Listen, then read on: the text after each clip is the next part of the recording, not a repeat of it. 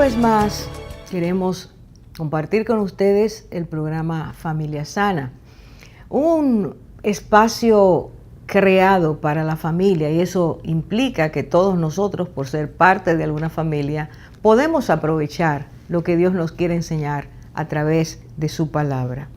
Dios es el autor de la vida, es el creador de la vida, y por tanto, Él nos permite ver cuánto cuidado tiene para aquellos que van a iniciar sus vidas, aquellos que empieza su concepción en el vientre de las madres, y a través de todo el transcurso de la vida Dios permanece cuidando.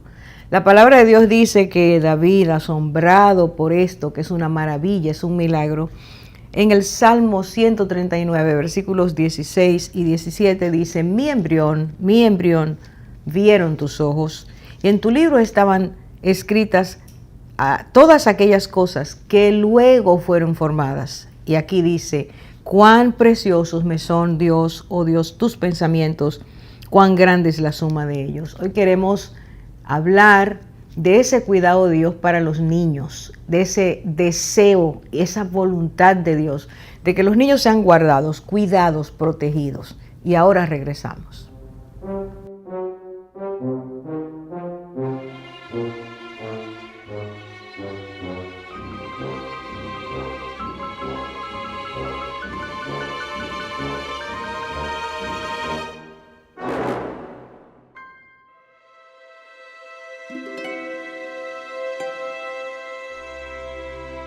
Qué vergüenza es decidir antes de conocer los hechos.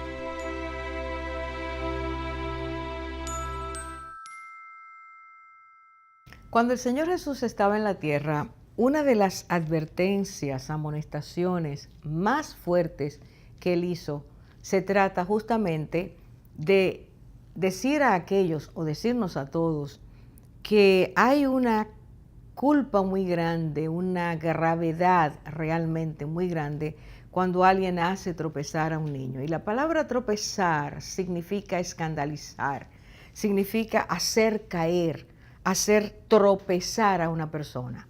El Señor estaba diciendo que realmente para aquellos que planean, hacen daño o no tienen el cuidado de cuidar la vida de un niño, no solo en lo físico, sino en lo espiritual, en lo afectivo, en lo mental, esas personas tienen delante de Dios una gran culpa. Leamos lo que Cristo dijo en Mateo capítulo 18. Él dijo, el versículo 6 dice: y cualquiera que haga tropezar a alguno de estos pequeños que creen en mí, mejor le fuera que se colgasen al cuello. Aquí está la advertencia, aquí está el toque de alerta y de alarma. Mejor le fuera que se le colgase al cuello una piedra de molino de asno y que se le hundiese en lo profundo del mar. Ay del mundo por los tropiezos, porque es necesario que vengan tropiezos, pero ay de aquel hombre por quien viene el tropiezo. Está claro lo que el Señor está diciendo. Cualquier ser humano que haga daño a un niño, que trastorne la vida de un niño, que confunda a un niño, que engañe a un niño, que no le enseñe lo que debe enseñarle, esa persona, dice el Señor, que hace tropezar a uno de esos pequeños que creen en Él, y eso desvía, trastorna la vida de ese ser humano. Cuando nosotros vemos eso, a mí, por ejemplo, me asombra que aún sabiendo y conociendo esta advertencia, millones de personas no tienen ningún cuidado en hacer lo contrario. Y planean, programan, implantan una serie de enseñanzas que confunde la vida de un niño, que hace daño, que hiere, que deforma la vida de un niño. Y que ese niño va a crecer con esas carencias o necesidades o enfermedades del alma, enfermedades de la mente, que va a ser difícil para ese niño vincularse o poder mantener una relación sana, porque alguien lo enfermó, porque personas lo enfermaron, porque personas lo hicieron caer y tropezar. Hoy estamos estudiando justamente el tema del privilegio de criar. Dios entregó a los padres el privilegio de criar a sus hijos. Son los padres los llamados a guardar, proteger, a salvaguardar la vida de sus hijos, porque Dios hizo a los niños sencillos, los hizo creyentes, los hizo ser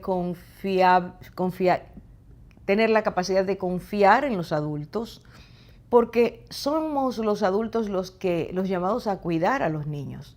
Un niño fue diseñado por Dios para recibir ese cuidado, para amar a los que le entregan ese cuidado, para sentirse seguro y protegido.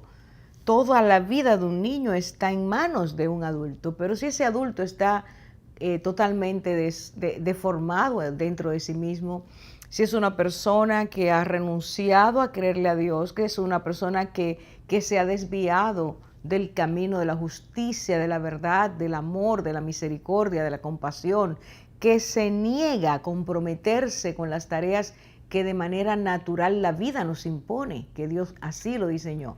Esa persona va a hacer mucho daño a ese o a esas vidas que tiene en sus manos. Los niños fueron hechos y están formados por Dios de forma natural a aprender el bien. Cuando ese bien es enseñado de forma continua y sobre todo es modelado por aquellos que le están enseñando el bien, porque hay una contradicción total y eso crea mucha confusión y mucho daño cuando se le enseña el bien pero se hace el mal delante de ellos. Tiene que haber una consistencia para que el niño vea lo que es el bien y aprenda a caminar conforme a esa verdad. Es a los padres a quien Dios le entregó esa tarea: instruir, formar, forjar, trabajar para que ese carácter pueda ser realmente lo que vaya dando pautas al niño y haciéndole ver cuál es el camino por el cual debe andar. El Señor Jesús, mientras estuvo en la tierra, también dijo: dejad a los niños venir a mí y no se lo impidáis, porque de ellos, de los que son como ellos, es el reino de los cielos. Es Él el que dice que esa buena acción de llevar a los hijos al Señor para que aprendan de Él, para que conozcan la vida fructífera que Dios les ofrece, tiene que ser una acción diaria que los padres decidan hacer, o que el adulto encargado decida hacer, o que los adultos a cargo de la enseñanza de un niño decidan hacer. Y es interesantísimo que esto ocurre, esta enseñanza del Señor es provocada, porque justamente los discípulos del Señor estaban diciendo no traigan a Jesús a los niños por quién sabe qué razón, quizás porque los niños estaban molestando o les parecía que iban a molestar o que era una pérdida de tiempo, pero justamente los discípulos son eran los que estaban impidiendo. Y dice que cuando Jesús vio eso, se indignó y les dijo: no se lo impidan, dejen que los padres traigan a los hijos a mí, porque Él los bendice, porque Él los ayuda, porque Él los abraza, porque Él les entrega amor. Y esto es lo que el Señor quiere, y el propósito de ese tema es justamente hacer esto, traernos de nuevo a esta realidad, porque estamos viviendo en un tiempo donde lo que se plantea, lo que se provoca, lo que se programa es hacer daño al niño. En este punto es necesario que inserte este comentario que salió en un artículo que fue publicado en España en el 2017, hecho para destacar la labor que un juez de menores, el más famoso de los jueces que trabajan con menores en España, ha logrado por su manera de ser. Él trabaja con muchachos entre 14 y 17 años y es muy, muy conocido en España porque su gran experiencia con adolescentes le ha hecho hablar, le ha hecho observar. Y al observar, él habla de cosas que tienen que ver justamente con esa crianza, esa manera de educar que los padres deben tener y que no todos lo hacen. En ese artículo, destacando la labor del doctor Calatayud, dice en uno de sus párrafos lo siguiente: en España nadie ha juzgado a tantos menores como él, un Salomón que es justo lo que piensa. a 17,000 chavales, es decir, muchachos, niños, que ha sentado en el banquillo.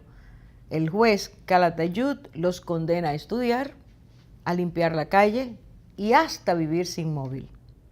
Este juez de menores, hasta el año 2017, como acabo de decir, había sentado ante él en el banquillo de los acusados a muchachos entre las edades de 14 y 17 años. Esto es asombroso. Esto nos quiere decir que muchos muchachos entre esas edades, 14 a 18, son muchachos que han delinquido, muchachos que han roto las leyes y se han visto, los que los han visto actuar de esa manera han tenido que llevarlos, acusarlos, han sido sentados en un tribunal a esa edad por lo que han hecho, lo que han cometido. Y quisiera que nosotros observáramos dos datos que son muy importantes. En primer lugar, la cantidad de menores acusados, 17,000, en los años de ejercicio de este hombre. Y en segundo lugar, las edades de 14 a 18. Estamos hablando de una franja en la población que todavía no ha crecido, que no ha madurado, que no tiene la experiencia suficiente. Y ya a esa edad han sido desviados porque la confusión,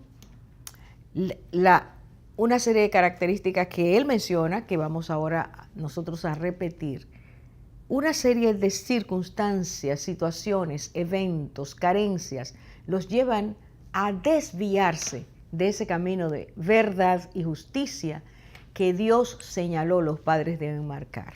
Hago una pausa para regresar con estos datos que da el mismo juez y para que veamos cuán necesario es que los padres asuman con amor, asuman con responsabilidad, asuman con compromiso, entiendan que es un deber atender la vida de sus hijos, estar presentes. Ahora regresamos.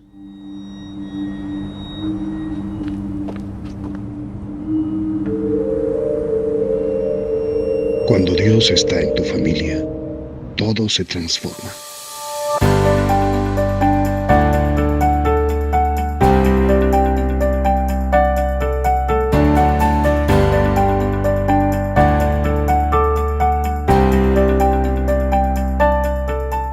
Familia sana, nación que gana. Medicina para la familia. Padres, es necesario que ustedes modelen, amen, aconsejen, corrijan y disciplinen, a fin de evitar que sus hijos se desvíen y se pierdan. Háblales de Dios, de quién es y cómo es. No dejes que tus hijos crezcan en este tiempo de engaño y de confusión sin saber la verdad. Así como el barro en manos del alfarero. Toma mi vida, Señor. Hazla de nuevo. Yo quiero ser un vaso nuevo. Decíamos que este juez de menores, el doctor Calatayud, un español, por su gran experiencia, fue uniendo y dándose cuenta de que hay factores que se repiten y que con frecuencia se dan, mucha frecuencia se dan, en los muchachos que llegaban a su juzgado. Y estas coincidencias, estos factores, él los menciona y dice que casi todos han sufrido, si no todas, algunas de estas constantes. En primer lugar, ausencia de la autoridad paterna. El padre, como figura importante en la familia, no ejerce su autoridad. Y la autoridad que Dios ha dado a los padres no es para destruir los hijos, sino para afirmar que los principios, las normas, los conceptos, etcétera, el orden dentro de la casa debe estar presente. El papá es figura central en aquello que Dios quiere hacer, que es edificar la familia. En segundo lugar, él habla de distanciamiento de los padres. No un distanciamiento necesariamente en lo físico, puede estar presente, pero no hay vinculación, no hay el contacto necesario para que el niño vea, pueda captar, pueda percibir desde pequeño quién es esa persona, ese amor que debe estar reflejando el padre o la madre. Y la carencia, en tercer lugar, la carencia de amor de uno o de ambos. El mundo en que vivimos nos ha colocado en una vorágine en la que no tenemos ni siquiera tiempo para expresar lo que sentimos. Los padres llegan tan agotados después de trabajar el día completo, tan exprimidos por las circunstancias de los trabajos donde están, que no hay ni siquiera la capacidad de expresarle a un hijo, a una hija, ese amor que es el fundamento de lo que esas vidas van a ir adquiriendo o expresando a través del tiempo. Y cuando no hay amor, por supuesto, se generan muchos conflictos, muchas inseguridades, se generan muchas frustraciones, se generan cambios profundos que deforman o arrastran esa personalidad que se está formando y la persona termina siendo un guiñapo, una persona que no se siente ajustada ni útil, ni que pueda ser servidor de los demás.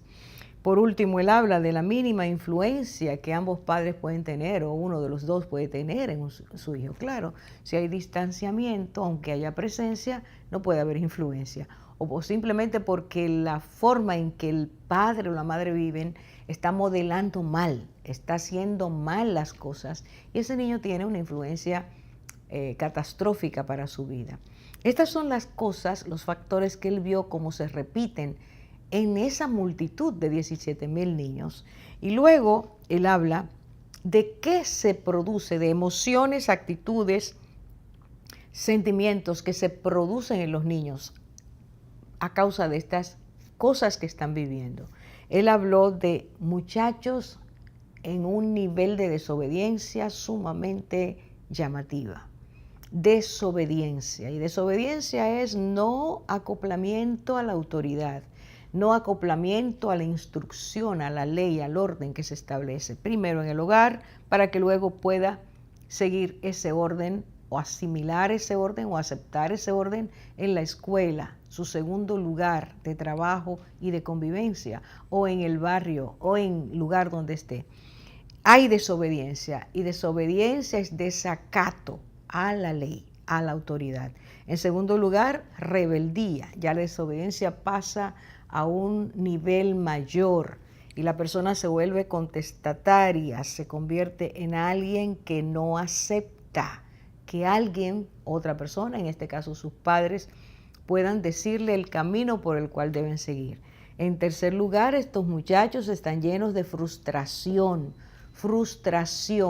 ese sentimiento tan destructivo que puede llevar a una persona desde el extremo de la frustración sintiéndose incapaz, incompetente, y de ahí surgir una violencia, de ahí surgir un ataque a la sociedad, de ahí pueden surgir muchas cosas porque se siente frustrado, o ir al otro extremo y su frustración llevarlo al aislamiento, a la desesperación, la tristeza, que es el otro elemento que él menciona, y de ahí llevarlo al sentimiento de soledad.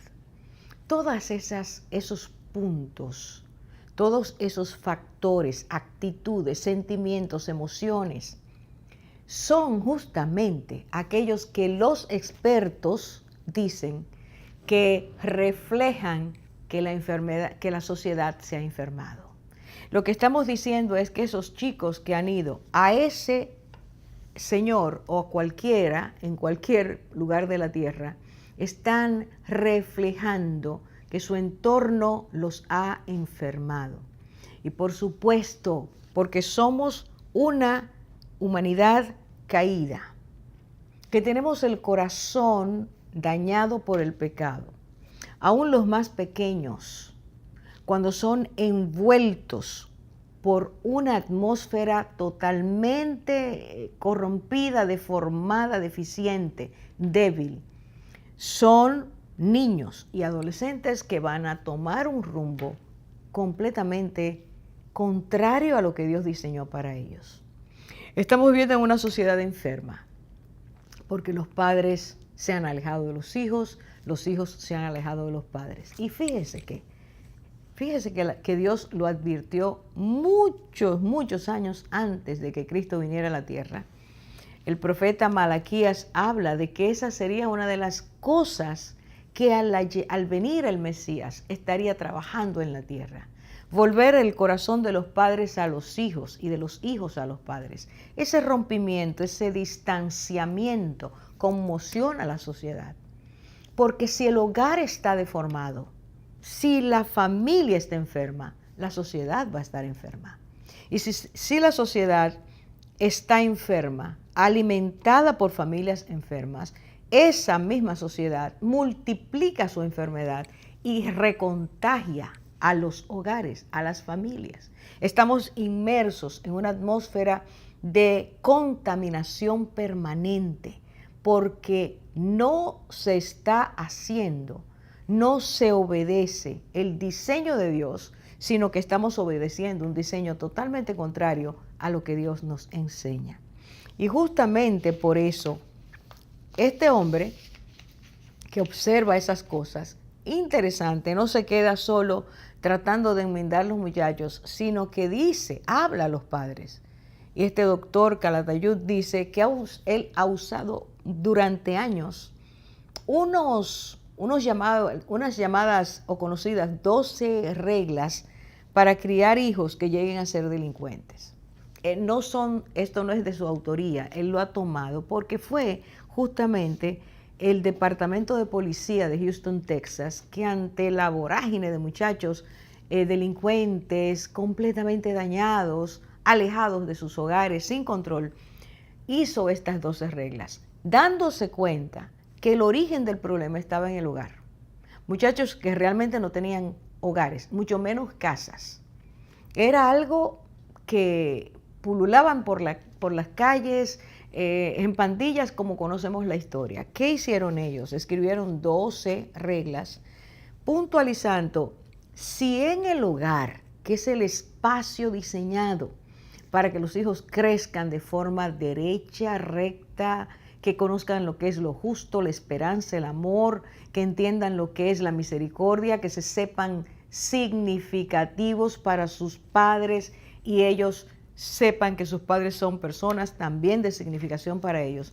Todo lo que tiene que ver con el hogar, la preciosa experiencia del hogar. Cuando esto no se enseña, sino que hay una actitud complaciente, una actitud totalmente laxa, indiferente, entonces ellos dicen, haga estas 12 cosas y el hogar se va a convertir justamente en lo contrario. Se va a convertir en un lugar que deteriora a los niños. Y ellos escribieron, su conclusión era, si los padres descuidan sus tareas y no enseñan ciertos principios y virtudes a sus hijos dentro del hogar, este privilegiado lugar se convertirá en un centro de enseñanza para formar delincuentes. Eso fue la conclusión a la que ellos llegaron. Lo estoy parafraseando con mis palabras. ¿Qué significa de estas 12 leyes que este juez, esto es lo interesante, que este juez está en el otro continente, en Europa, viviendo en España, está mirando lo que está pasando, estas cosas que dijimos hace un rato? Ausencia de los padres, lo que va surgiendo en los hijos. Y estas personas mucho antes escriben eso, y él las toma y dice, pero esto es lo que está pasando aquí también. Y quiero significar, en 2 continentes diferentes está pasando lo mismo. Y si vamos a los otros, está pasando lo mismo. Se están dando las mismas situaciones. Y los muchachos están creciendo con carencias afectivas, pero sobre todo, carencias espirituales. Por eso tomo la segunda de esas reglas y que dice así, no le dé ninguna educación espiritual. espere que alcance la mayoría de edad, que pueda decidir libremente. Vuelvo a repetir, una de las reglas, de las 12 reglas que ellos dicen, si usted hace esto, su hijo se va a convertir en un delincuente tarde o temprano, es esta. Escuchémosla por favor con atención. La repito. Le está diciendo a los padres, no le dé ninguna educación espiritual.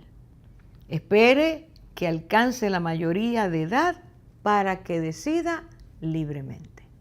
Y eso quiere decir que la ausencia de enseñanzas espirituales, de enseñanzas que vienen de Dios, el que nos creó, para alimentar nuestra vida interior. Lo más importante que tú y yo tenemos es nuestra vida interior. No es lo físico, no es el cuerpo, no es la envoltura del yo interior. Ese yo interior fue puesto por Dios. Ese yo interior es la imagen de Dios en nuestras vidas. Y esa alma y espíritu necesitan ser alimentadas. Usted y yo necesitamos alimentar lo que es eso. En una atmósfera donde nuestros padres nos enseñen que el amor, la misericordia, la compasión, el perdón, el gozo, el sabernos siervos de los demás, todas estas virtudes son enseñadas o deben ser enseñadas en el hogar y alimentan la parte interior nuestra. Es lo que nos va a permitir poder tener unos vínculos saludables con los demás. Cuando el niño crece sin eso, sin esa enseñanza espiritual, y usted le dice, cuando tú tengas edad, tú vas a elegir lo que tú quieras creer, y usted abandona a sus hijos desde el momento de nacer, y debe empezar esa enseñanza desde antes, desde el momento de nacer hasta que tenga 18 años, usted ha abandonado a sus hijos. Usted le ha negado la parte central de sus vidas. Usted, cualquier cosa que haga, aunque le dé una excelente educación, usted ha dejado sin vida la parte más importante. Ellos se dieron cuenta, tanto en un continente como en otro, tanto la policía de Houston como el doctor Calatayud, se dieron cuenta que estos muchachos que pululan, que abundan cada día, sin rumbo, sin ruta, sin brújula, sin norte, una de sus grandes carencias había sido que sus padres no habían enseñado, no se habían ocupado en trabajar en la parte espiritual de esas vidas. Seguiremos hablando de este tema. Es necesario despertar, porque si usted y yo despertamos, vamos a ayudar a esos niños a que no mueran. Dios lo bendiga.